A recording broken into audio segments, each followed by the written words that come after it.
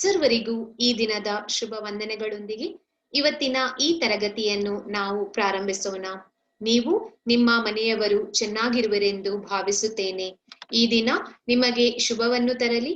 ನೀವು ಚೆನ್ನಾಗಿರುವಿರಿ. ನಿಮ್ಮ ಮನೆಯವರಿಗೂ ನನ್ನ ಶುಭ ವಂದನೆಗಳನ್ನು ತಿಳಿಸಿರಿ.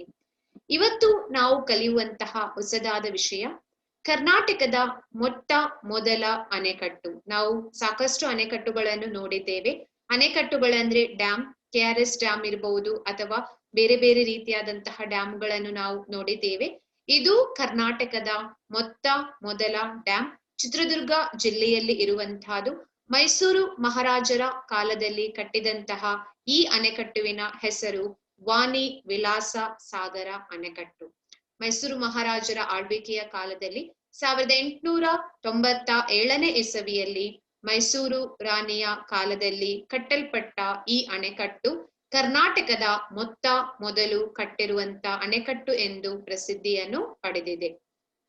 ಮೈಸೂರು ಮಹಾರಾಣಿಯ ಬಳಿ ಈ ಅಣೆಕಟ್ಟನ್ನು ಕಟ್ಟಲು ಸಾಕಷ್ಟು ಹಣ ಇಲ್ಲದಿರುವಾಗ ಆಕೆಯ ಬಹು ಅಮೂಲ್ಯವಾದಂತ ಆಭರಣಗಳನ್ನೇ ಕೊಟ್ಟು ಈ ಅಣೆಕಟ್ಟುವಿನ ಕೆಲಸವನ್ನು ಈ ರಾಣಿ ನಂಜಮ್ಮನಿ ಪೂರ್ತಿಗೊಳಿಸಿದ್ದಾರೆಂಬುದು ಇದರ ಇತಿಹಾಸ. ಆದ್ದರಿಂದ ಕರ್ನಾಟಕದ ಮೊಟ್ಟ ಮೊದಲ ಈ ಡ್ಯಾಮ್, ಇದರ ಹೆಸರು ವಾನಿ ವಿಲಾಸ ಅಣೆಕಟ್ಟು, ಇರುವಂತಹದ್ದು ಚಿತ್ರದುರ್ಗ ಜಿಲ್ಲೆಯಲ್ಲಿ. ಇದು ನಾವು ಇವತ್ತು ಕಲ್ತಿರುವಂತಹ ಹೊಸದಾದ ವಿಷಯ. ಈಗ ಪಾಠ ಭಾಗಕ್ಕೆ ಬರೋಣ. ಇದು ನಿಮ್ಗೆ ಕಾಣುವಂತಹದ್ದು ಅತ್ಯದ್ಭುತ ಚಿತ್ರ, ವಾನಿ ವಿಲಾಸ ಅಣೆಕಟ್ಟುವಿನ ಚಿತ್ರ. ಕಳೆದ ತರಗತಿಯಲ್ಲಿ ನಾವು ಗಾಂಧಿ ಪಾಠವನ್ನು ಕಲ್ತಿದ್ದೆವು. ಗಾಂಧಿ ಪಾಠದಲ್ಲಿ ಬಹಳಷ್ಟು ವಿಷಯಗಳನ್ನು ಈಗಾಗಲೇ ನಾವು ಕಲಿತು ಆಗಿದೆ. ಯಾವ ರೀತಿ ಗಾಂಧಿ ಆಸ್ಪತ್ರೆಗೆ ಹೋಗ್ತಾನೆ, ಅಲ್ಲಿ ಅವನು ಪ್ರಾಥಮಿಕ ಆರೋಗ್ಯ ಕೇಂದ್ರದಲ್ಲಿ ಅವನನ್ನು ಪರೀಕ್ಷಿಸಿದ ವೈದ್ಯರು ಅವನಿಗಿರುವಂತಹ ಸಮಸ್ಯೆಯ ಬಗ್ಗೆ ಹೇಳಿ ಅವನನ್ನು ದೊಡ್ಡ ಆಸ್ಪತ್ರೆಗೆ ಕಳಿಸ್ತಾರೆ. ಅವನ ಹೆಸರನ್ನು ಕುರಿತು ಸಾಕಷ್ಟು ಕುಚೇಷ್ಟಗಳು ಅಲ್ಲಿ ಆಗ್ತದೆ. ದೊಡ್ಡ ಆಸ್ಪತ್ರೆಗೆ ಹೋದಾಗ ಕೂಡ ಅವನ ವೈದ್ಯರು ಅಲ್ಲಿ ಅವನ ಹೆಸರನ್ನು ತೆಗೆದು ಬಹಳಷ್ಟು ಬಾರಿ ಅವಮಾನವನ್ನು ಗಾಂಧಿ ಅನುಭವಿಸ್ತಾನೆ. ಕಡೆಗೆ ಅವನಿಗೆ ದೊಡ್ಡ ರೋಗವಿದೆ ಅಂತ ಹೇಳಿ ಅವನನ್ನು ದೊಡ್ಡ ಆಸ್ಪತ್ರೆಗೆ ಕಳಿಸ್ತಾರೆ. ನಂತರ ಅವನ ಅಜ್ಜನಿಗೂ ಈ ವಿಷಯ ಗೊತ್ತಾಗ್ತದೆ. ಅಜ್ಜನು ಕೂಡ ಬಂದು ಎಲ್ರೂ ಸೇರಿ ಅವನನ್ನು ಕೇಂದ್ರ ಆರೋಗ್ಯ ಅಂದ್ರೆ ಕೇಂದ್ರ ಜಿಲ್ಲಾ ಕೇಂದ್ರದಲ್ಲಿರುವಂತ ಆಸ್ಪತ್ರೆಗೆ ಹೋಗಿ ದಾಖಲು ಮಾಡ್ತಾರೆ. ಹಾಗೂ ಅವನಿಗೆ ಆ ಹೆಸರು ಬಂದಿರುವಂತ ಕಾರಣ ಇಡೀ ಹಳ್ಳಿಯಲ್ಲಿ ಆ ಕರಿಸಿದ್ದೇಗೌಡ ಒಬ್ಬನೇ ಮಹಾತ್ಮ ಗಾಂಧೀಜಿ ಅವರನ್ನು ನೇರವಾಗಿ ನೋಡಿದ್ದು ಮತ್ತು ಗಾಂಧಿಯ ಕಿವಿಗಳು ಮತ್ತು ಈ ಮಹಾತ್ಮ ಗಾಂಧಿಯ ಕಿವಿಗಳಂತೆ ಅಗಲವಾಗಿರುವ ಕಾರಣ, ಈ ಕಾರಣದಿಂದಾಗಿ ಕರಿಸಿದ್ದೇಗೌಡರು ಜೋಯಿಸರ ಜೊತೆ ಸೇರಿ ಅವನಿಗೆ ಮಹಾತ್ಮ ಗಾಂಧಿ ಎಂಬ ಹೆಸರನ್ನು ಕಟ್ಟಿದ್ದು. ಈ ಎಲ್ಲ ವಿಷಯಗಳನ್ನು ನಾವು ಈಗಾಗಲೇ ಕಳೆದ ತರಗತಿಯಲ್ಲಿ ತಿಳಿದುಕೊಂಡಿದ್ದೆವು. ಈಗ ಮುಂದುವರಿದ ಭಾಗವನ್ನು ನೋಡೋಣ. ಕಳೆದ ತರಗತಿಯಲ್ಲಿ ನಾನು ನಿಲ್ಲಿಸಿದ್ದು ವೈದ್ಯರು ಎಲ್ಲರೂ ಸೇರಿ ಗಾಂಧಿಯನ್ನು ನೋಡಿ ಒಂದು ಅದ್ಭುತವನ್ನು ನೋಡಿದ ಹಾಗೆ ಪ್ರತಿಕ್ರಿಯಿಸುತ್ತಾರೆ. ಮುಂದುವರಿದ ಭಾಗ ನೋಡಿ. ಮಹಾತ್ಮ ಗಾಂಧಿ ಎಂದು ಕರೆಯಲ್ಪಡುವ ವ್ಯಕ್ತಿಯನ್ನು ಕಂಡು ಅವರಿಗೆ ಅಳಬೇಕು ನಗಬೇಕು. ಆ ಮಹಾತ್ಮ ಗಾಂಧಿ ಎನ್ನುವಂತ ಈ ಹುಡುಗನನ್ನು ಕಂಡು ಅಳ್ಬೇಕಾ ಅಥವಾ ನಗ್ಬೇಕಾ, ಅಥವಾ ನಂಬದಿರುವಂತ ಒಂದು ಸ್ಥಿತಿಯಲ್ಲೇ ಇದ್ದು ಬಿಡಬೇಕು, ಅಥವಾ ಈ ರೀತಿಯ ಒಬ್ಬ ವ್ಯಕ್ತಿ ಇದ್ದಾನೆ ಎನ್ನುವುದನ್ನು ನಂಬುವುದೇ ಬೇಡ ಎಂಬ ಸ್ಥಿತಿಯಲ್ಲೇ ಇದ್ದು ಬಿಡ್ಬೇಕು, ಒಂಥರ ನ್ಯೂಟ್ರಲ್ ಆಗಿ ಇರ್ಬೇಕು, ಏನೂ ತೋಚದೆ ಏನೂ ಹೊಳೆಯದೆ ಪರೀಕ್ಷೆಯ ಕೊಠಡಿಗೆ ಕರೆದುಕೊಂಡು ಹೋಗಿ ಪರೀಕ್ಷೆಯ ಕೊಠಡಿಗೆ ಅವನನ್ನು ಕರೆದುಕೊಂಡು ಹೋಗ್ತಾರೆ. ವೈದ್ಯರಿಗೆ ಹೇಗೆ ಪ್ರತಿಕ್ರಿಯಿಸ್ಬೇಕಂತ ಗೊತ್ತಾಗುದಿಲ್ಲ. ಅಳ್ಬೇಕಾ ನಗ್ಬೇಕಾ, ಅವನ ಪರಿಸ್ಥಿತಿಯನ್ನು ನಾವು ನಂಬೇಕಾ ಬೇಡ್ವಾ, ಈ ತರಹದ ಸ್ಥಿತಿಯಲ್ಲೇ ಇದ್ದು ಅದೇ ಸ್ಥಿತಿಯಲ್ಲೇ ಆ ಹುಡುಗನನ್ನು ಪರೀಕ್ಷೆಯ ಕೊಠಡಿಗೆ ಕರೆದುಕೊಂಡು ಹೋಗಿ ಪರೀಕ್ಷೆ ಮಾಡಿ ಕರಿಸಿದ್ದೇಗೌಡನನ್ನು ಕರೆದು ಹೇಳ್ತಾರೆ, ನೋಡಯ್ಯ, ನಿನ್ನ ಮೊಮ್ಮಗನಿಗೆ ಹೃದಯ ಹಾಗೂ ಮೂತ್ರಪಿಂಡಗಳ ಕಾಯಿಲೆ. ಮೊಮ್ಮಗನನ್ನು ಪರೀಕ್ಷಿಸಿ ವೈದ್ಯರು ಕರಿಸಿದ್ದೇಗೌಡನ ಬಳಿ ಹೇಳ್ತಾರೆ, ನೋಡಯ್ಯ, ನಿನ್ನ ಮೊಮ್ಮಗನಿಗೆ ಹೃದಯ ಮತ್ತು ಮೂತ್ರಪಿಂಡಗಳ ಕಾಯಿಲೆ. ಹೃದಯ ಅಂದ್ರೆ ಹಾರ್ಟ್ ಡಿಸೀಸ್, ಮೂತ್ರಪಿಂಡ ಅಂದ್ರೆ ಕಿಡ್ನಿಗೆ ಸಂಬಂಧಿಸಿದಂತಹ ಕಾಯಿಲೆ. ಔಷಧಿಗಳನ್ನೆಲ್ಲಾನು ಬರೆದು ಕೊಡ್ತೇವೆ. ಅವನಿಗೆ ಏನೆಲ್ಲ ಔಷಧಿಗಳು ಬೇಕು ಅದನ್ನೆಲ್ಲವನ್ನು ನಾವು ಬರೆದು ಕೊಡ್ತೇವೆ, ತೆಗೆದುಕೋ. ಹೇಗೆ ಸೇವಿಸ್ಬೇಕು ಅನ್ನೋದನ್ನು ಹೇಳ್ತೇವೆ. ಮಾತ್ರೆಗಳನ್ನು ಹೇಗೆ ಸೇವಿಸ್ಬೇಕು, ಔಷಧಿಗಳನ್ನು ಎಷ್ಟೆಷ್ಟು ಹೇಗೆ ಸೇವಿಸ್ಬೇಕು, ಇದನ್ನೆಲ್ಲ ಕೂಡ ನಾವು ಹೇಳ್ತೇವೆ. ಹಂಗೆ ಕೊಡು, ಹಾಗೆ ಅವನಿಗೆ ಔಷಧಿಯನ್ನು ಕೊಡು, ಸ್ವಲ್ಪ ಹುಷಾರಾಗುತ್ತೆ, ಸ್ವಲ್ಪ ಇದರಿಂದ ಹುಷಾರಾಗ್ತೇನೆ ಅಂತ ಅಲ್ಲಿದ್ದಂತಹ ವೈದ್ಯರು ಕರಿಸಿದ್ದೇಗೌಡನಿಗೆ ಹೇಳ್ತಾರೆ. ಕರಿಸಿದ್ದೇಗೌಡನನ್ನು ಕತ್ತಿಡಿದು ನೀರಿಗೆ ಅದುಮಿದಂತಾಯ್ತು. ಯಾರೋ ಅವನ ಕುತ್ತಿಗೆ ಹಿಡಿದು ನೀರಿನ ಒಳಗೆ ಅದುಮಿದಂತಾಯ್ತು. ಅದುಮಿದಂತಾಯ್ತು ಅಂದ್ರೆ ನೀರಿನ ಒಳಗೆ ಕುತ್ತಿಗೆಯನ್ನು ಪ್ರೆಸ್ ಮಾಡಿದಂತಾಯ್ತು. ಇದ್ರ ಅರ್ಥ ಅವನಿಗೆ ಉಸಿರು ಕಟ್ಟಿದಂತಾಯ್ತು. ಏನೋ ಮಾಡ್ಲಿಕ್ಕಾಗದಂತಹ ಅಸಹಾಯಕ ಪರಿಸ್ಥಿತಿ ಅವನಿಗಾಯ್ತು. ಏನೂ ತೋಚದೆ ಅಲ್ಲೇ ಅವನು ನಿಂತು ಬಿಟ್ಟ. ನಿಂದಮ್ಮಯ್ಯ ಏನೋ ನನ್ ಮೊಮ್ಮಗನನ್ನು ಕಾಪಾಡಿ, ಇಲ್ಲೇ ದಿನ ಇಟ್ಕೊಂಡು ಉಳಿಸಿಕೊಡಿ. ಮೊಮ್ಮಗನ ಸ್ಥಿತಿಯನ್ನು ನೋಡಿ ಕರಿಸಿದ್ದೇಗೌಡ ವೈದ್ಯರ ಬಳಿ ಹೇಳ್ತಾನೆ, ನಿಮ್ ದಮ್ಮಯ್ಯ ಅಂದ್ರೆ ಕೈಕಾಲಿಡಿದು ಬೇಡುವಂತಹದು. ಏನೋ ನನ್ ಮೊಮ್ಮಗನನ್ನು ಕಾಪಾಡಿ, ಹೇಗೋ ನನ್ನ ಮೊಮ್ಮಗನನ್ನು ಕಾಪಾಡಿ, ಇಲ್ಲೇ ದಿನ ಅಂದ್ರೆ ಸ್ವಲ್ಪ ದಿನ ಇಟ್ಕೊಂಡು ಉಳಿಸಿಕೊಡಿ. ಅವನನ್ನು ಇಟ್ಕೊಂಡು ಹೇಗಾದ್ರೂ ಮಾಡಿ ಅವನನ್ನು ಬದುಕಿಸಿಕೊಡಿ. ನೀವು ಇವನಿಗೆ ಮಾಡು ಉಪಕಾರ, ನೀವು ಈ ಹುಡುಗನಿಗೆ ಮಾಡುವಂತ ಈ ಉಪಕಾರ ಅಥವಾ ಸಹಾಯ, ಈ ನನ್ನ ಅಪ್ಪನಿಗೆ ಮಾಡು ಉಪಕಾರ, ಈ ನನ್ನ ತಂದೆಗೆ ಮಾಡುವ ಉಪಕಾರ ಸಹಾಯ ಅಂತ ತಿಳ್ಕೊಂಡು ಮಾಡಿ. ನಿಮ್ಗೆ ಪುಣ್ಯ ಬರ್ತದೆ ಅಂದ್ರೆ ಬರ್ತದೆ ಎಂದು ಅಲ್ಲಿಯೇ ನೇತು ಹಾಕಿದ್ದ. ಅಲ್ಲೇ ಇದ್ದಂತಹ ಮಹಾತ್ಮ ಗಾಂಧೀಜಿಯವರ ಭಾವಚಿತ್ರಕ್ಕೆ, ಅಲ್ಲೇ ಇದ್ದಂತಹ ಮಹಾತ್ಮ ಗಾಂಧೀಜಿಯವರ ಭಾವಚಿತ್ರ ಅಂದ್ರೆ ಫೋಟೋಗೆ ಕೈ ಜೋಡಿಸಿ ಕಣ್ಣೀರು ಹಾಕುತ್ತಾ ನಿಂತು ಬಿಟ್ಟ. ಆ ವೈದ್ಯರ ಮುಂದೆ ಕರಿಸಿದ್ದೇಗೌಡ ತನ್ನ ಕೈಯನ್ನು ಜೋಡಿಸಿ, ನನಗೆ ಈ ಹುಡುಗನಿಗೆ ಉಪಕಾರ ಮಾಡುವುದು ಬೇಡ, ಇವನಿಗೆ ಮಾಡುವಂತಹ ಸಹಾಯ ಈ ನಮ್ಮ ಗಾಂಧೀಜಿಯವರಿಗೆ ನೀವು ಸಹಾಯ ಮಾಡಿದಂತೆ ಎಂದು ಭಾವಿಸಿ ಸಹಾಯ ಮಾಡಿ ಅಂತ ಅಲ್ಲಿ ಕರಿಸಿದ್ದೇಗೌಡ ಕಣ್ಣೀರನ್ನು ಹಾಕಿ ವೈದ್ಯರ ಬಳಿ ಬೇಡ್ತಾನೆ. ವೈದ್ಯರು ಮರು ಮಾತಾಡದೆ, ಇಷ್ಟು ಮಾತನ್ನು ಕೇಳಿದಂತಹ ವೈದ್ಯರು ಮರು ಮಾತಾಡದೆ, ಏನೂ ಕೂಡ ಮಾತಾಡದೆ ಚೀಟಿಯಲ್ಲಿ ಬರೆದು, ಒಂದು ಚೀಟಿಯಲ್ಲಿ ಬರೆದು ಗಂಡಸರ ವಾರ್ಡಿನಲ್ಲಿ ಮಹಾತ್ಮ ಗಾಂಧಿಯನ್ನು ಸೇರಿಸುವುದೆಂದು, ಅಲ್ಲಿ ನೀವು ಆಸ್ಪತ್ರೆಗೆ ಹೋದ್ರೆ ಅಲ್ಲಿ ನೀವು ಸ್ಪೆಷಲಿ ಗವರ್ಮೆಂಟ್ ಹಾಸ್ಪಿಟಲ್ ಅಲ್ಲಿ ಜನರಲೈಸ್ ಮಾಡಿರ್ತಾರೆ, ಹೆಂಗಸರ ವಾರ್ಡ್, ಗಂಡಸರ ವಾರ್ಡ್, ಮಕ್ಕಳ ವಾರ್ಡ್ ಈ ತರ. ಅದರಿಂದ ಗಂಡಸರ ವಾರ್ಡಿನಲ್ಲಿ ಮಹಾತ್ಮ ಗಾಂಧಿಯನ್ನು ಸೇರಿಸುವುದೆಂದು ಬರೆದು ಒಬ್ಬ ಜವಾನನನ್ನು ಕರೆದು, ಅಲ್ಲಿದ್ದಂತಹ ಗುಮಾಸ್ತನನ್ನು ಅಥವಾ ಕಂಪೌಂಡರ್ ಅನ್ನು ಕರೆದು ಜೊತೆಯಲ್ಲಿ ಕಳುಹಿಸಿದರು. ಗಾಂಧಿಯನ್ನು ಕೂಡ ಆ ಗುಮಾಸ್ತನ ಜೊತೆಯಲ್ಲಿ ಕಳಿಸಿ ಕೊಡ್ತಾರೆ. ನೋಡಿ, ಈ ರೀತಿ ಮಹಾತ್ಮ ಗಾಂಧಿಯನ್ನು 30 ಜನರು ಇರಬೇಕಾದ ವಾರ್ಡಿನಲ್ಲಿ, ನಿಮ್ಗೆ ಇಲ್ಲಿ ಚಿತ್ರದಲ್ಲಿ ಕಾಣ್ತಿರ್ಬಹುದು, ಇಲ್ಲಿ ಇದು ನಾರ್ಮಲಿ ಜನರಲ್ ಆಗಿ ನಾವು ಜನರಲ್ ಹಾಸ್ಪಿಟಲ್ ಅಲ್ಲಿ ಅಥವಾ ಸರ್ಕಾರಿ ಆಸ್ಪತ್ರೆಯಲ್ಲಿ ಹಳ್ಳಿಗಳಲ್ಲಿ ಕಾಣುವಂತಹ ಸನ್ನಿವೇಶ. ಜನರು ಜಾಸ್ತಿ ಇರ್ತಾರೆ, ಅವರಿಗೆ ಬೇಕಾದಂತಹ ಸೌಲಭ್ಯಗಳು ಇರುವುದಿಲ್ಲ. ಆದ್ರಿಂದ ಮಹಾತ್ಮ ಗಾಂಧಿಯನ್ನು ಕೂಡ 30 ಜನರು ಇರಬೇಕಾದ ವಾರ್ಡಿನಲ್ಲಿ, ನಿಜವಾಗಿ ಅಲ್ಲಿ ಕೆಪಾಸಿಟಿ 30 ಜನರು ಮಾತ್ರ, ಆದ್ರೆ 30 ಜನರು ಇರಬೇಕಾದಂತಹ ವಾರ್ಡಿನಲ್ಲಿ 60 ಜನರಿರುವ ಕಡೆ, ನೀವು ಚಿತ್ರದಲ್ಲಿ ನೀವು ನೋಡ್ತಿರ್ಬಹುದು ಯಾವ ರೀತಿ ನೆಲದ ಮೇಲೆ ಕೂಡ ಮಲಗಿಸಿರ್ತಾರೆ. ಯಾಕೆಂದ್ರೆ ಅಷ್ಟೊಂದು ಪೇಷಂಟ್ಗಳು ಇರ್ತಾರೆ, ಅವರಿಗೆ ಬೇಕಾದಂತಹ ಬೆಡ್ಗಳು ಇರುವುದಿಲ್ಲ, ಪೇಷಂಟ್ ಅನ್ನು ಕಳಿಸುವ ಹಾಗೆ ಕೂಡ ಇಲ್ಲ. ಅದಕ್ಕೆ ಅವರು ನೆಲದ ಮೇಲೆ ಕೂಡ ಬೆಡ್ ಅನ್ನು ಹಾಸಿ ಪೇಷಂಟ್ಗಳನ್ನು ಮಲಗಿರ್ತಾರೆ. ಇದು ಬಹುತೇಕ ಹಳ್ಳಿಗಳಲ್ಲಿರುವಂತಹ ನಮ್ಮ ಸರ್ಕಾರಿ ಆಸ್ಪತ್ರೆಗಳ ದುಸ್ಥಿತಿ.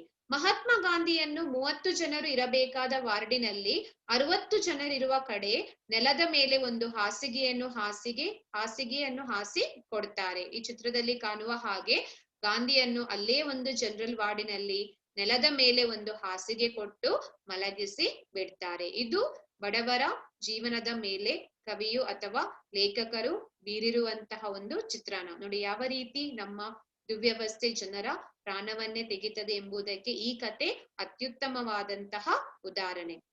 ಈ ತರ ಅವನನ್ನ ಅಲ್ಲೇ ಜನರಲ್ ವಾರ್ಡಿನಲ್ಲಿ ನೆಲದ ಮೇಲೆ ಮಲಗಿಸಿ ಬಿಡ್ತಾರೆ. ನಂತರ ರಕ್ತ ಪರೀಕ್ಷೆ, ಎಕ್ಸ್ರೇ, ತೊಂಟೆ ಪರೀಕ್ಷೆಗಳ ಜೊತೆಗೆ ಔಷಧೋಪಚಾರವು ನಡೆಯತೊಡಗಿತು. ಎಕ್ಸ್ರೇ ತೆಗಿತಾರೆ, ತೊಂಟೆ ಪರೀಕ್ಷೆಗಳ, ಅವನ ಕಫ ಅಥವಾ ಅವನಿಗೆ ಯಾವ ರೀತಿಯಾದಂತಹ ಸಮಸ್ಯೆ ಇತ್ತು ಈ ತರ ಎಲ್ಲದ ಪರೀಕ್ಷೆಯನ್ನು ಮಾಡಿ, ತೊಂಟೆ ಅಂದ್ರೆ ಕಫವನ್ನು ಪರೀಕ್ಷೆ, ತೊಂಟೆ ಪರೀಕ್ಷೆಗಳನ್ನು ಮಾಡುವಂತಹದ್ದು. ತೊಂಟೆ ಪರೀಕ್ಷೆಗಳ ಜೊತೆಗೆ ಔಷಧ ಉಪಚಾರವು ನಡೆಯತೊಡಗಿತ್ತು. ಅವನಿಗೆ ಔಷಧಿಯ ಉಪಚಾರವನ್ನು ಕೂಡ ಮಾಡ್ತಾರೆ, ಅವನಿಗೆ ಬೇಕಾಗಿರುವಂತಹ ಔಷಧಿಯನ್ನು ಕೂಡ ಕೊಡ್ತಾರೆ. ವೈದ್ಯರು ಬರೆದುಕೊಟ್ಟ ಔಷಧಿಗಳನ್ನು ತಂದು ಕೊಡುವುದಕ್ಕೆ, ವೈದ್ಯರು ಬರೆದುಕೊಟ್ಟಂತಹ ಎಲ್ಲಾ ಔಷಧಿಗಳನ್ನು ತಂದು ಕೊಡುವುದಕ್ಕೆ 3 ದಿವಸಕ್ಕೆ ಕರಿಸಿದ್ದೇಗೌಡನ ಪುಟ್ಟ ಗಂಟು ಕರಗಿ ಹೋಯಿತು. 3 ದಿವಸಕ್ಕೆ ಕರಿಸಿದ್ದೇಗೌಡ ತಂದಿರುವಂತಹ ಪುಟ್ಟ ಗಂಟು, ಅವನು ತಂದಿರುವಂತಹದೇ ಸ್ವಲ್ಪ ಹಣವನ್ನು, ಈ ಸ್ವಲ್ಪ ಹಣ ಕೂಡ ಕರಗಿ ಹೋಗ್ತದೆ. 4ನೆಯ ದಿನ, ಹೀಗೆ 3 ದಿನಗಳು ಕಳೀತವೆ. 4ನೇ ದಿನ ತನ್ನ ಅವ್ವ ನಿಂಗಮ್ಮ ಮತ್ತು ತನ್ನ ತಂಗಿಯ ಮತ್ತು ತನ್ನ ಕಿವಿಯ ಓಲೆಗಳನ್ನು ಬಿಚ್ಚಿ ಏಕೆ ಅಯ್ಯನಿಗೆ ಕೊಡುತ್ತಿದ್ದಾರೆಂದು ಊಹಿಸಿ. 4ನೇ ದಿನ ನೋಡ್ತಾನೆ, ತನ್ನ ತಾಯಿ ನಿಂಗಮ್ಮ ಮತ್ತು ತನ್ನ ತಂಗಿ ಇವರಿಬ್ರು ಕೂಡ ತಮ್ಮ ಕಿವಿಯ ಓಲೆಗಳನ್ನು ಬಿಚ್ಚಿ ತನ್ನ ಅಯ್ಯನಿಗೆ ಕೊಡ್ತಾ ಇದ್ರು. ತನ್ನ ಅಯ್ಯನಿಗೆ ಅಂದ್ರೆ ಅಜ್ಜನಿಗೆ ಕೊಡ್ತಾ ಇರುವುದು ಏಕೆ ಎಂಬುದನ್ನು ಊಹಿಸಿ ಅವನಿಗೆ ಊಹೆ ಮಾಡ್ತಾನೆ. ಅವನಿಗೆ ಗೊತ್ತಾಗ್ತದೆ ಯಾವ ಕಾರಣಕ್ಕಾಗಿ ತನ್ನ ಅಮ್ಮ ಮತ್ತು ತನ್ನ ತಂಗಿ ಅವರ ಕಿವಿಯಲ್ಲಿರುವಂತ ಓಲೆಯನ್ನು ಬಿಚ್ಚಿ, ಇಯರಿಂಗ್, ಕಿವಿಯಲ್ಲಿರುವಂತ ಓಲೆಯನ್ನು ಬಿಚ್ಚಿ ಕೊಡ್ತಿದ್ದಾರೆಂದು ಊಹಿಸಿದಂತಹ ಗಾಂಧಿ ತನ್ನ ಪ್ರೀತಿಯ ಅಯ್ಯನನ್ನು ಕರೆದು ಹೇಳಿದ. ತನ್ನ ಪ್ರೀತಿಯ ಅಜ್ಜನನ್ನು ಕರೆದು ಹೇಳ್ತಾನೆ, ಅಯ್ಯ, ನನ್ನನ್ನು ಊರಿಗೆ ಕರ್ಕೊಂಡು ನಡಿ, ನನ್ನನ್ನು ಊರಿಗೆ ಕರ್ಕೊಂಡು ಹೋಗು, ನಾನಿಲ್ಲಿ ಇರುವುದಿಲ್ಲ, ನನ್ನನ್ನು ಹೇಗಾದ್ರೂ ಮಾಡಿ ಮನೆಗೆ ಕರ್ಕೊಂಡ್ಬಿಡು. ನನ್ನ ಹಣೆ ಬರಹ ಇದ್ದಂಗಾಯ್ತದೆ, ನನ್ನ ಹಣೆ ಬರಹದಲ್ಲಿ ಏನು ಬರ್ದಿದೆ ಅದೇ ಆಗ್ತದೆ, ಹೇಗಾದ್ರೂ ಮಾಡಿ ನನ್ನನ್ನು ಇಲ್ಲಿಂದ ಕರ್ಕೊಂಡು ಹೋಗು ಅಂತ ಹೇಳ್ತಾನೆ. ನಿಜವಾಗಿ ಅವನಿಗೆ ತನ್ನ ತಂಗಿ ಮತ್ತು ಅಮ್ಮನ ಕಿವಿಯ ಆಭರಣಗಳನ್ನು ಕೊಡ್ಲಿಕ್ಕೆ ಮನಸ್ಸಿರ್ಲಿಲ್ಲ. ಆದ್ರಿಂದ ಅವನು ತನ್ನ ಅಜ್ಜನನ್ನು ಕರೆದು ನನ್ನನ್ನು ಇಲ್ಲಿಂದ ಕರ್ಕೊಂಡು ಹೋಗು, ಏನ್ ಬೇಕಾದ್ರೂ ಆಗ್ಲಿ ಅಂತ ತನ್ನ ಅಜ್ಜನ ಬಳಿ ಅವನು ಹೇಳ್ತಾನೆ. ಹಂಗೆಲ್ಲ ಮಾತ್ನಾಡ್ಬೇಡ, ನಾನು ಇನ್ನೂ ಬದುಕಿವ್ನಲ್ಲ ಕಲ, ನಿನ್ನ ಉಳಿಸಿಕೊತೀನಿ. ಅದಕ್ಕೆ ಅಲ್ಲಿ ಅಜ್ಜ ಹೇಳ್ತಾನೆ, ಹಂಗೆಲ್ಲ ಮಾತಾಡಬೇಡ, ನೀನು ಹಾಗೆಲ್ಲ ಮಾತಾಡ್ಬೇಡ, ನಾನು ಇನ್ನೂ ಬದುಕಿವ್ನಿಕಲ್ಲ, ನಾನು ಇನ್ನೂ ಕೂಡ ಬದುಕಿದ್ದೀನಿ ಮಗ, ನಿನ್ನ ಉಳಿಸ್ಕೊತೀನಿ, ಹೇಗಾದ್ರೂ ಮಾಡಿ ನಾನು ನಿನ್ನನ್ನು ಉಳಿಸ್ಕೊತೀನಿ, ನಾನು ಇನ್ನೂ ಕೂಡ ಬದುಕಿದ್ದೇನಂತ ಅಲ್ಲಿ ಕರಿಸಿದ್ದೇಗೌಡ ಗಾಂಧಿಯ ಬಳಿ ಹೇಳ್ತಾನೆ. ತನ್ನ ಮೇಲೆ ಅಯ್ಯನಿಗಿರುವ ಪ್ರೀತಿಗಾಗಿ ಗಾಂಧಿಗೆ ಅಳು ಒಳಗಿಂದ ಗುದ್ದುಕೊಂಡು ಬಂತು. ತನ್ನ ಅಜ್ಜ, ಅಯ್ಯ ಅಂದ್ರೆ ಅಜ್ಜ, ತನ್ನ ಅಜ್ಜ ತನ್ನ ಮೇಲೆ ಇಟ್ಟಿರುವಂತಹ ಪ್ರೀತಿಗಾಗಿ ಗಾಂಧಿಗೆ ಅಳು ಒಳಗಿಂದ ಗುದ್ದುಕೊಂಡು ಬಂತು. ಒಳಗಿನಿಂದ ಅಂದ್ರೆ ಅವನ ಹೃದಯದಿಂದ ಅವನು ಅಳ್ತಾನೆ. ಗುದ್ದುಕೊಂಡು ಬಂತ ಅಂದ್ರೆ ಆ ಕ್ಷಣದಲ್ಲಿ ಅವನಿಗೆ ತುಂಬಾ ಅಳು ಬಂತು, ತನ್ನ ಅಜ್ಜನಿಗೆ ತನ್ನ ಮೇಲೆ ಇರುವಂತಹ ಪ್ರೀತಿಯನ್ನು ನೋಡಿ. ತನ್ನ ಪ್ರೀತಿಯ ಅಯ್ಯನ ತೊಡೆಯ ಮೇಲೆ ತಾನು ತುಂಬಾ ಪ್ರೀತಿಸುವಂತಹ ಅಥವಾ ತನ್ನನ್ನು ತುಂಬಾ ಪ್ರೀತಿಸುವಂತ ಅಯ್ಯನ ತೊಡೆಯ ಮೇಲೆ, ಅಜ್ಜನ ತೊಡೆಯ ಮೇಲೆ, ತೊಡೆ ಅಂದ್ರೆ ಲ್ಯಾಪ್, ತೊಡೆಯ ಮೇಲೆ ತಲೆ ಮಡಗಿಕೊಂಡು ಅಂದ್ರೆ ತಲೆಯನ್ನು ಇಟ್ಟುಕೊಂಡು ದೃಷ್ಟಿ ಸೇರಿಸಿ ಹೇಳಿದ. ಅಜ್ಜನ ಕಣ್ಣಿಗೆ ತನ್ನ ಕಣ್ಣನ್ನು ಸೇರಿಸಿ, ದೃಷ್ಟಿಗೆ ದೃಷ್ಟಿಯನ್ನು ಸೇರಿಸಿ ಅಜ್ಜನ ತೊಡೆಯ ಮೇಲೆ ಮಲಗಿ ಅವನು ಹೇಳ್ತಾನೆ, ಅಯ್ಯ, ನಾನು ಸತ್ತೋದ್ರೆ, ಅಜ್ಜ, ನಾನು ಒಂದು ವೇಳೆ ಸತ್ತೋದ್ರೆ ನಮ್ಮ ಹಲಸಿನ ಮರದ ಬುಡದಲ್ಲೇ ಹಾಕಬೇಕು, ನನ್ನನ್ನು ನಮ್ಮ ಊರಿನ ಹೊಲದಲ್ಲಿ ಇದ್ದಂತಹ ಹಲಸಿನ ಮರದ ಬುಡದಲ್ಲೇ ಮಣ್ಣು ಮಾಡ್ಬೇಕು. ಇದು ಗಾಂಧಿಯ ಕೊನೆಯ ಆಸೆಯಾಗಿತ್ತು. ಅವನು ಹೇಳ್ತಾ ನೋಡಿ, ನಾನು ಸತ್ತೋದ್ರೆ ನನ್ನನ್ನು ನಮ್ಮ ಹೊಲದಲ್ಲಿ ಇರುವಂತ ಹಲಸಿನ ಮರದ ಬುಡದಲ್ಲೇ ಹಾಕಬೇಕು ಅಂತ ಹೇಳಿದಾಗ, ಈ ಮಾತನ್ನು ಕೇಳಿ ಕರಿಸಿದ್ದೇಗೌಡ ಬಿಕ್ಕಿ ಬಿಕ್ಕಿ ಅತ್ತು ಬಿಟ್ಟ. ಇಷ್ಟು ಸಣ್ಣ ವಯಸ್ಸಿಗೆ ಈ ತರಹದ ಮಾತನ್ನು ಕೇಳಿ ಅಲ್ಲಿ ಕರಿಸಿದ್ದೇಗೌಡ ಅಜ್ಜ ಬಿಕ್ಕಿ ಬಿಕ್ಕಿ ಅತ್ತು ಬಿಡ್ತಾನೆ, ಜೋರಾಗಿ ಅತ್ತು ಬಿಡ್ತಾನೆ. ನಿಂಗಕ್ಕ ಬುಡ್ತು ಅನ್ನು ಬಿಡು, ಆ ತರಹದ ಮಾತನ್ನೆಲ್ಲ ಆಡ್ಬೇಡ ಅಂತ ಗಾಂಧಿಯನ್ನು ಗದರಿಕೊಂಡಳು, ಗಾಂಧಿಯನ್ನು ಬೈತಾಳೆ. ಪದ್ದಿ ಅಣ್ಣ ಅಣ್ಣ ಎಂದು ಬಿಕ್ಕಳಿಸಿ ಹತ್ತು ಬಿಟ್ಟಳು. ಪದ್ದಿ ಕೂಡ ಅವಳು ತುಂಬಾ ಸಣ್ಣವಳು, ಅಣ್ಣ ಅಣ್ಣ ಅಂತ ಹೇಳಿ ಅವಳು ಕೂಡ ಬಿಕ್ಕಳಿಸಿ ಅಲ್ಲಿ ಅಳ್ತಾಳೆ. ಆದ್ರೆ ಇದು ಗಾಂಧಿಯ ಕೊನೆಯ ಆಸೆಯಾಗಿತ್ತು. ತಾನು ಒಂದು ವೇಳೆ ಸತ್ತು ಹೋದ್ರೆ ತಮ್ಮ ಊರಿನ ಹಲಸಿನ ಮರದ ಬುಡದಲ್ಲೇ ಹಾಕಬೇಕು ಎನ್ನುವಂತಹದ್ದು ಗಾಂಧಿಯ ಕೊನೆಯ ಆಸೆ. ಇಷ್ಟೆಲ್ಲ ನಡೆಯುತ್ತಿರುವಾಗ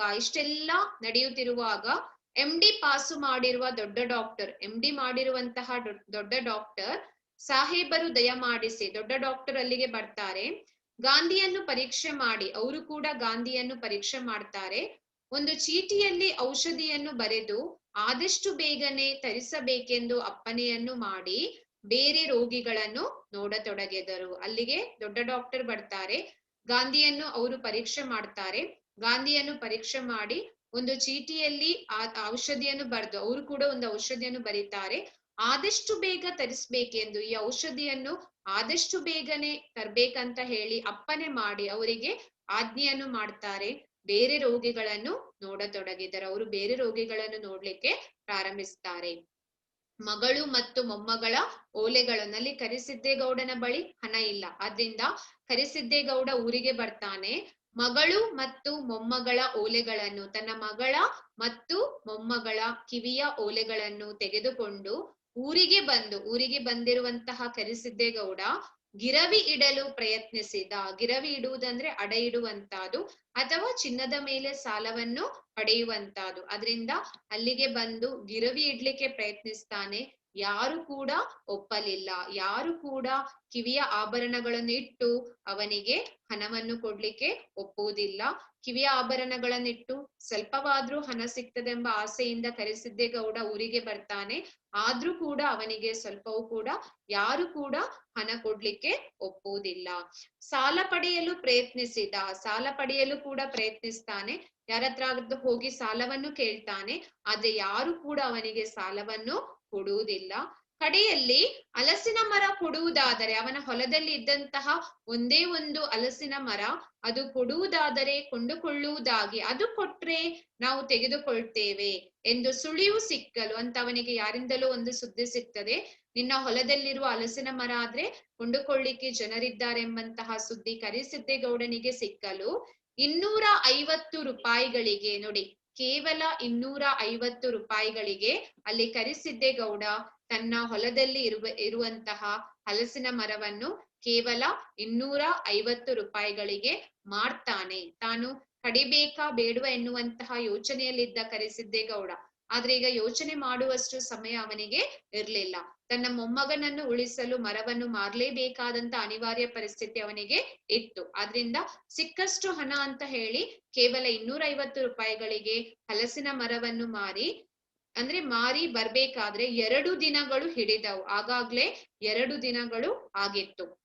ವೈದ್ಯರು ಆ ಕೂಡ್ಲೆ ಔಷಧಿ ಕೊಡ್ಬೇಕಂತ ಹೇಳಿದ್ರು. ಆದ್ರೆ ಏನ್ ಮಾಡಿದ್ರು ಕೂಡ ಅವನಿಗೆ ಹಣ ಸಿಕ್ಕಿರ್ಲಿಲ್ಲ. ಅದರಿಂದ ಅಷ್ಟೆಲ್ಲ ವ್ಯವಸ್ಥೆ ಮಾಡಿ ಬರ್ಬೇಕಾದ್ರೆ ಆಗಾಗ್ಲೇ 2 ದಿನಗಳು ಹಿಡಿದಿದ್ದವು. ಈ ರೀತಿ ಹಣ ಪಡೆದು ಕರಿಸಿದ್ದೇಗೌಡ ಬಸ್ಸು ಹತ್ತಿ ಆಸ್ಪತ್ರೆಯ ಬಳಿಗೆ ಬಂದಾಗ, ಹೀಗೆ ಹಣವನ್ನು ಪಡೆದು ಓಲೆಯನ್ನು ಹೇಗಾದ್ರೂ ಮಾಡಿ ಮಾರಿದ್ದ ಪ್ರಯತ್ನಿಸ್ತಾನೆ, ಸಿಗುವುದಿಲ್ಲ. ಇಷ್ಟೆಲ್ಲ ಮಾಡಿ ಮರವನ್ನು ಮಾರಿ ಅವನು ಹಣ ಪಡೆದು ಕರಿಸಿದ್ದೇಗೌಡ ಬಸ್ಸು ಹತ್ತಿ ಹೇಗಾದ್ರೂ ಮಾಡಿ 2 ದಿವಸದಲ್ಲಿ ಹಣವನ್ನು ವ್ಯವಸ್ಥೆ ಮಾಡಿ ಕರಿಸಿದ್ದೇಗೌಡ ಬಸ್ಸು ಹತ್ತಿ ಆಸ್ಪತ್ರೆಯ ಬಳಿಗೆ ಬಂದಾಗ, ಅವನ ಆಸ್ಪತ್ರೆಯ ಬಳಿಗೆ ಬರ್ತಾನೆ. ಜಿಲ್ಲಾ ಕೇಂದ್ರ ಆಸ್ಪತ್ರೆಗೆ ಬಂದಾಗ ಮಗಳು ನಿಂಗವ್ವ ಬಾಗಿಲಲ್ಲೇ ಪದ್ದಿಯನ್ನು ನಿಲ್ಲಿಸಿಕೊಂಡು ಅಳುತ್ತಾ ನಿಂತಿದ್ದಳು. ಮಗಳು ನಿಂಗವ್ವ ಆಸ್ಪತ್ರೆಯ ಬಾಗಿಲಲ್ಲೇ ಪದ್ದಿಯನ್ನು ನಿಲ್ಲಿಸಿಕೊಂಡು, ತನ್ನ ಮಗಳು ಪದ್ದಿಯನ್ನು ನಿಲ್ಲಿಸಿಕೊಂಡು ಅಳುತ್ತಾ ನಿಂತಿರ್ತಾಳೆ. ಜೋರಾಗಿ ಇಬ್ರು ಕೂಡ ಹತ್ತುಕೊಂಡು ನಿಂತಿರ್ತಾರೆ. ಕರಿಸಿದ್ದೇಗೌಡ ಗಾಂಧಿ ಹೇಗಿದ್ದಾನೆ ಎಂದು ಕೇಳಲೇ ಇಲ್ಲ. ಅಲ್ಲಿಗೆ ಬಂದಂತಹ ಕರಿಸಿದ್ದೇಗೌಡ ಗಾಂಧಿ ಹೇಗಿದ್ದಾನೆಂತ ಕೇಳುವುದೇ ಇಲ್ಲ. ಬದಲಾಗಿ ಯಾವಾಗ ಜೀವ ಹೋಯ್ತು ಎಂದು ಕೇಳಿದ. ಯಾವಾಗ ಜೀವ ಹೋಯ್ತು ಅಂತ ಕೇಳ್ತಾನೆ. ಪಾಪ ಅಷ್ಟೊಂದು ಆಸೆಯಿಂದ ಬಂದಂತಹ ಕರಿಸಿದ್ದೇಗೌಡ ಮೊಮ್ಮಗ ಹೇಗಿದ್ದಾನಂತ ಒಂದು ಮಾತು ಕೇಳುವುದಿಲ್ಲ. ನೇರವಾಗಿ ತನ್ನ ಮಗಳು ನಿಂಗಮ್ಮನ ಬಳಿ ಯಾವಾಗ ಜೀವ ಹೋಯ್ತು ಎಂದು ಕೇಳಿದ. ಯಾವಾಗ ಜೀವ ಹೋಯ್ತು ಅಂತ ನೇರವಾಗಿ ಕೇಳ್ತಾನೆ. ಅವನೆಷ್ಟೊಂದು ಪ್ರಯತ್ನ ಪಟ್ಟರು ಕೂಡ ಓಲೆ ಇಡ್ತಾನೆ, ಹಣ ಸಿಗುವುದಿಲ್ಲ. ಕಡೆಯಲ್ಲಿ ಹಲಸಿನ ಮರವನ್ನು ಮಾರಿ ಹಣ ತರ್ತಾನೆ. ಆದ್ರೂ ಕೂಡ ಅವನಿಗೆ ತನ್ನ ಮೊಮ್ಮಗನನ್ನು ಉಳಿಸಿಕೊಳ್ಳಲು ಸಾಧ್ಯವಾಗುವುದಿಲ್ಲ. ರಾತ್ರಿ ಸರೋತ್ತಿನಲ್ಲಿ, ಮಧ್ಯರಾತ್ರಿಯ ಹೊತ್ತಿನಲ್ಲಿ ಪ್ರಾಣ ಹೋಯ್ತು ಅಂತ ನಿಂಗಮ್ಮ ಹೇಳ್ತಾಳೆ. ಹೆಣ್ಣಿನ ಮನೆಯಲ್ಲಿ ಮಲಗಿಸವ್ರೆ. ಹೆಣ್ಣಿನ ಮನೆ ಅಂದ್ರೆ ಶವಾಗಾರ, ಈ ಮಾರ್ಚುರಿಯಲ್ಲಿ ಇಡುವಂತಹದ್ದು. ಹೆಣದ ಮನೆಯಲ್ಲಿ ಮಲಗಿಸಿದ್ದಾರೆ, ಶವಾಗಾರದಲ್ಲಿ ಇಟ್ಟಿದ್ದಾರೆ ಎಂದು ಅಳಲು ಪ್ರಾರಂಭಿಸಿದ ಎಂದು ಅಲ್ಲಿ ನಿಂಗಮ್ಮ ಮತ್ತು ಪದ್ದಿ ಅಳಲು ಪ್ರಾರಂಭಿಸುತ್ತಾರೆ. ಮಗಳನ್ನು ಸಂತೈಸುತ್ತಾ ಕರಿಸಿದ್ದೇಗೌಡ ಹೇಳಿದ. ಮಗಳನ್ನು ಸಂತೈಸುತ್ತಾ ಅಂದ್ರೆ ಸಮಾಧಾನ ಪಡಿಸುತ್ತಾ ಕರಿಸಿದ್ದೇಗೌಡ ಹೇಳ್ತಾನೆ, ಮನುಷ್ಯ ಸಾಯದೆ ಕಲ್ಲು ಸತ್ತಾದ. ಸುಮ್ಕಿರು ಮತ್ತೆ. ಮನುಷ್ಯ ಸಾಯದೆ ಕಲ್ಲು ಸತ್ತಾದ. ಕಲ್ಲುಗಳಿಗೆ ಆತ್ಮವಿಲ್ಲ, ಅವುಗಳು ಸಾಯುವುದು ಕೂಡ ಇಲ್ಲ. ಸಾಯುವಂತಹದ್ದು, ಆತ್ಮನಾಶ ಎನ್ನುವಂತಹದ್ದು ಮನುಷ್ಯರಿಗೆ ಮಾತ್ರ. ಆದ್ರಿಂದ ಕರಿಸಿದ್ದೇಗೌಡ ಹೇಳ್ತಾನೆ, ಮನುಷ್ಯ ಹುಟ್ಟಿದ್ಮೇಲೆ ಸಾಯಲೇಬೇಕು. ಮನುಷ್ಯ ಸಾಯದೆ ಕಲ್ಲುಗಳು ಸಾಯುವುದಿಲ್ಲ. ಸುಮ್ಕಿರು ಮತ್ತೆ, ನೀನು ಸ್ವಲ್ಪ ಸುಮ್ಮನಿರು ಎಂದು ಗಾಂಧಿಯ